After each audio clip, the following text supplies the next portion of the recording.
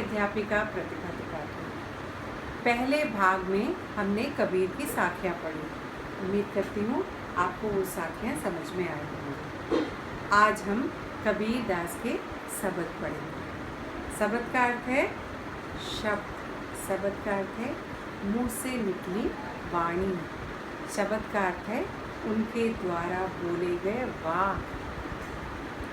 कबीर दास जी निर्गुण धारा के कवि हैं। निर्गुण धारा अर्थात वे मूर्ति पूजा का खंडन करते हैं। वे मूर्ति पूजा पर विश्वास नहीं करते। धाराएं दो हैं, सगुण धारा और निर्गुण धारा। भक्ति काल की दो धाराएं हैं, एक धारा है सगुण और दूसरी धारा है निर्गुण। कुछ कवि और कवित्री सगुण धारा के कवि और कवित्री हैं, कुछ कवि और कवित्री निर्गुण धारा के। निर्गुण धारा के कवि ईश्वर की सर्वव्यापकता को दर्शाते हैं। उनके अनुसार ईश्वर प्रत्येक स्थान पर विद्यमान है। वे ईश्वर की उस सत्ता को स्वीकारते हैं जो अंतरात्मा में वास करती है। तो कबीर दास जी भी क्या कहते हैं? कबीर दास जी भी कहते हैं कि ईश्वर सर्वव्यापक है, ईश्वर अनश्वर है, उसे नष्ट नहीं किया जा सकता। ईश्वर प्रत्येक प्राणियों की श्वासों में बसा है। यहाँ पर उन्होंने अपने शब्द में ईश्वर की सर्वव्यापकता को दर्शाया। क्या कहते हैं कबीर दास जी? कबीर दास जी कहते हैं, मुँह को कहाँ ढूंढे रे बंदे, मैं तो तेरे पास में।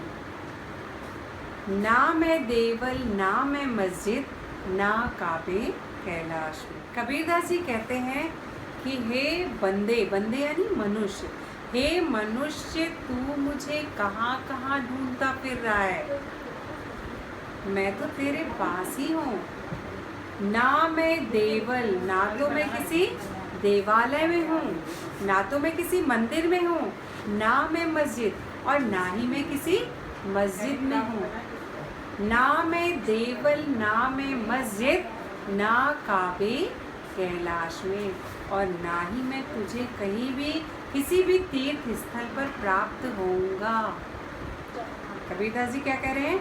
मुँह को कहाँ ढूंढे रे बंदे, हे बंदे, हे मानव, हे मनुष्य, तू मुझे कहाँ कहाँ ढूंढता फिर रहा है, मैं तो तेरे पास में, मैं तो तेरे ही पास में हूँ। कबीर दास जी ने एक और पद है उसमें कहा ना, हम तो एक एक करी जाना। हमने तो कहा था, हमने तो सोचा था, हमने तो जाना था कि आत्मा और परमात्मा एक ही है, अर्थात आत्मा में ही ईश्वर का वास है। ऐसा कबीर ने दूसरे पद में कहा था। तो वो क्या कह रहे हैं? वो कह रहे हैं कि मैं तो तेरे पास में ही हूँ, ना मैं तुझे किसी देवालय में प्राप्त होऊंगा और ना ही मैं तुझे कभी मस्जिद में प्राप्त होऊंगा, ना ही मैं तुझे काशी काबे जैसे किसी तीर्थ स्थान में प्राप्त होऊंगा, और ना ही मैं तुझे किसी क्रिया कर्म में प्राप्त हूँ। क्रिया कर्म मतलब पूजा, आडंबर, आरती, ये सब जो है ना, ये क्रिया कर्म कहलाते हैं, कर्म कांड कहलाते हैं। कर्म कांड सुने हो कभी ये शब्द? कर्म कांड करना यानी जो क्रियाकलाप हम करते हैं। तो क्या कह रहे हैं कबीर दास जी? कह रहे हैं कि ना तो कौने क्रिया कर्म में, नहीं योग वैराग में, ना ही मैं तुम्हें किसी कर्म कांड को करने से प्राप्त होऊंगा और ना ही मैं तुझे वैराग्य धारण करने से प्राप्त होऊंगा। बहुत से लोग ऐसे होते हैं ना जो कहते हैं कि मैंने ज्ञान अर्जित किया है, मैं ईश्वर को प्राप्त कर लूँगा, मैंने वैराग्य धारण कर लिया है। तो क्या वो वैराग्य धारण करने का मतलब ईश्वर को प्राप्त कर लेना होता है? वो तो आडंबर ही है। यहाँ पर कबीरदास जी ने बाह्य आडंबरों पर भी विरोध किया है, बाह्य आडंबरों का भी खंडन किया है कि पीला वस्त्र, जोगिया वस्त्र पहन लेने से ईश्वर प्राप्त नहीं होते हैं। ईश्वर तो अपनी अंतरात्मा में बसे हैं, आत्मलोचन करने से प्राप्त होते हैं। जब हम अपना आत्मलोचन करेंगे तभी हमें ईश्वर प्राप्त होंगे। ईश्वर प्रत्येक मनुष्य में बसा हुआ है।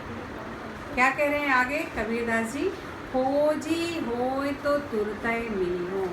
कह रहे हैं कि यदि तुम ईश्वर को प्राप्त करना चाहते हो, यदि तुम सच्चे साधक हो तो तुरंत मैं तुम्हें प्राप्त हो जाऊंगा।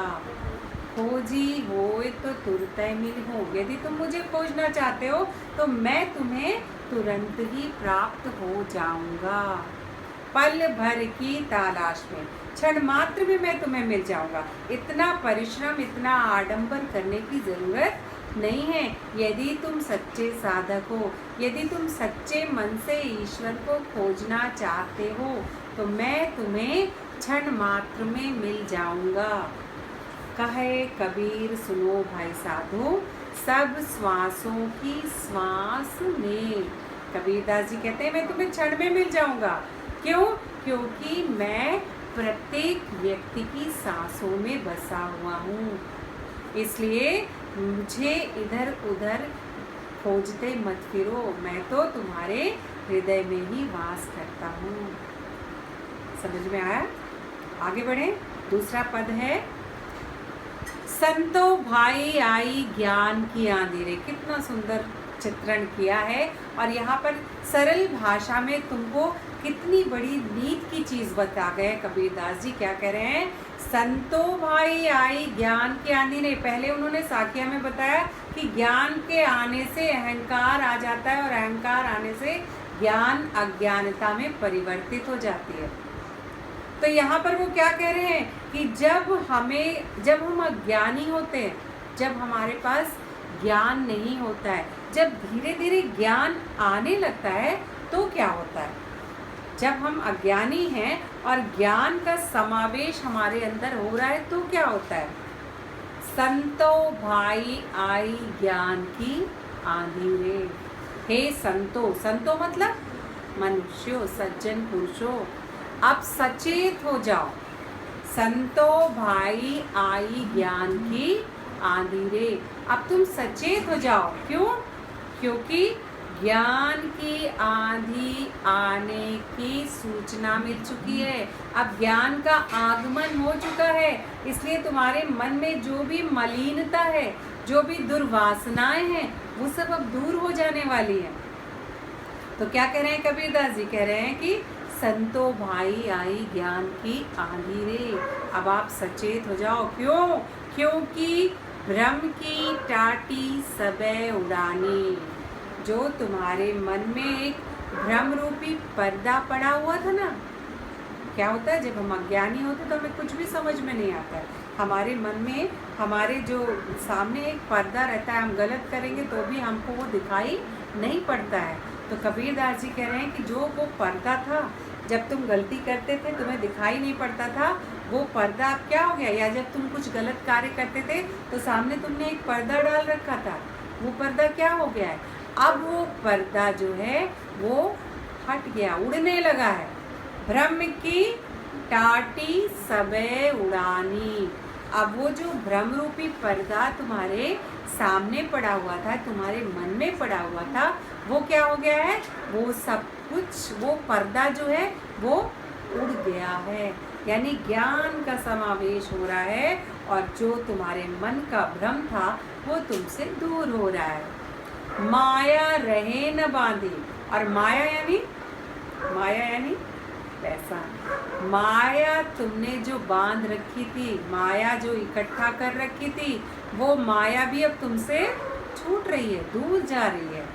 भ्रम की टाटी सबे उड़ानी, माया रहे न बांधी। हित चित की दे धूनी गिरानी, मोह बलिंदा टूटा। और जो तुमने एक धुनी रमा रखी थी, जिस धुनी को रमा करके तुम पैसा एकत्रित करने पर लगे थे, और जो तुमने मोह से स्तंभ खड़ा कर रखा था, वो स्तंभ मोह का जो सब इकट्ठा करने की लालच थी, सारे समाज के सारे घर परिवार और सबको जो तुमने मोह पाश में बांध रखा था, वो सब अब हिलने लगा। मोह बलिंदा, बलिंदा मतलब स्तंभ, स्तंभ मतलब बेस, वो अब क्या हो गया है?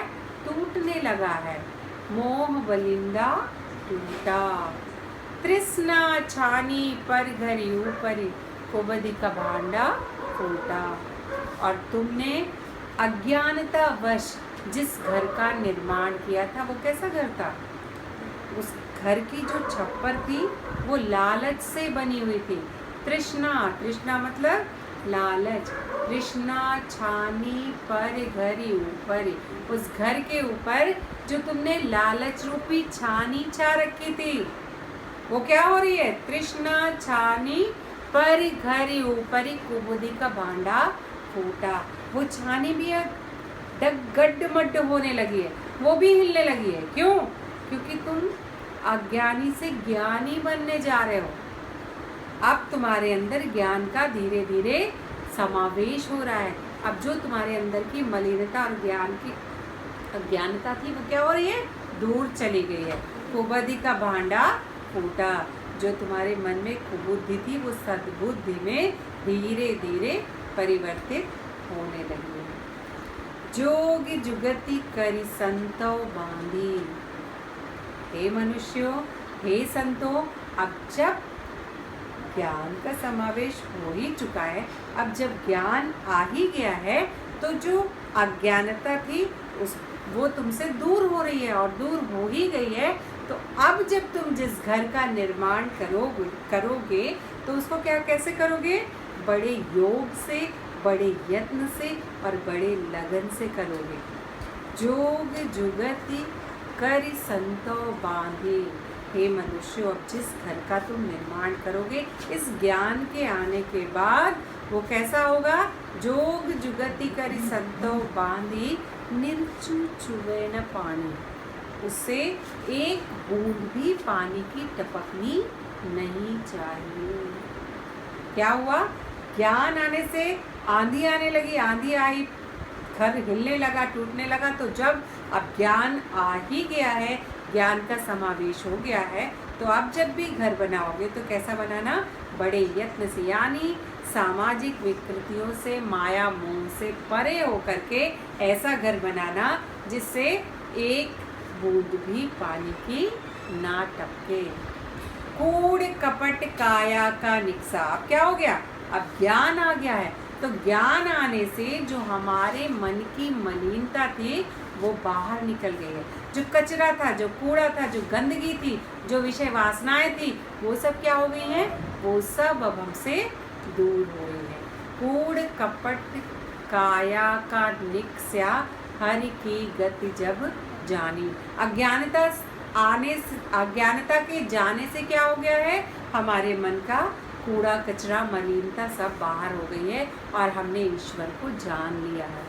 जब हमने ईश्वर को जान लिया तो हम शुद्ध हो गए, हम पवित्र हो गए, हम निर्मल हो गए। आंधी पीछे जो जल बूठा प्रेम हरि जन लीना।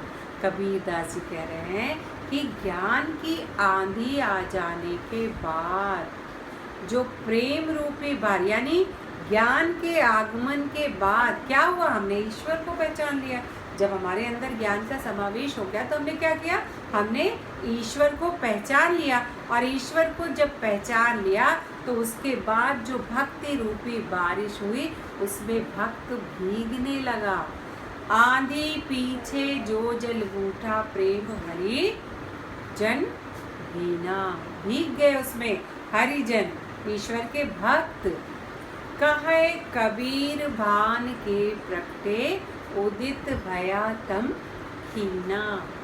कबीरदास जी क्या कह रहे हैं? कबीरदास जी कह रहे हैं कि आंधी के आगमन के बाद, यानी उस बारिश के बाद जब भक्त हरि भक्ति में लीन हो गया तो उसके बाद जो सूर्य उदित हुआ वो सूर्य कैसा था?